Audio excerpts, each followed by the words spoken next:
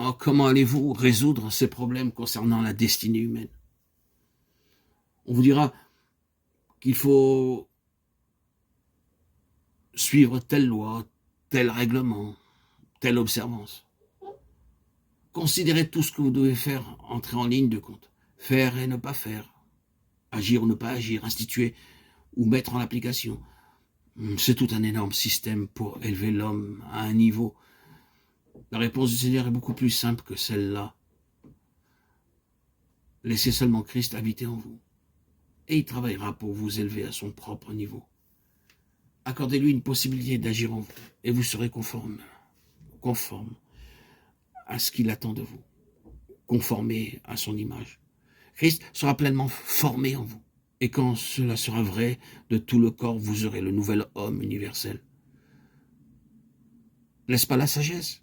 Oh, les pauvres philosophes. Combien ils ont exténué leur cerveau et beaucoup d'entre eux sont devenus fous en tentant de résoudre le problème de la destinée humaine. La sagesse du Seigneur est tellement simple. Christ en vous est la sagesse de Dieu. C'est ainsi que tout le problème est résolu. Vous n'avez pas besoin de tout imaginer, de tout prévoir, de travailler à la réalisation d'un système colossal de statuts, de règlements et d'observances. Vous devez simplement laisser le Seigneur avoir en vous sa voix.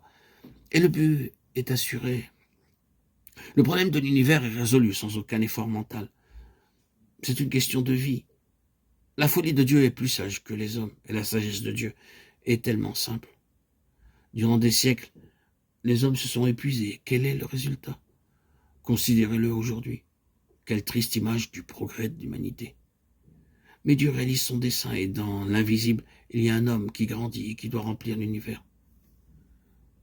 La manière d'agir de Dieu est tellement simple et tellement efficace. Si vous désirez résoudre la question de la sagesse et de la puissance, c'est la solution de Dieu qu'il faut prendre. La sagesse se résume à la question du comment. Puis, cela devient une question de capacité quand vous connaissez le comment. Christ en nous est à la fois le comment et la capacité. Tout ceci est bien davantage. La parole est pleine de ces choses et nous n'épuiserons jamais tout cela. Et tout cela revient à une seule chose. Toutes choses sont en Christ.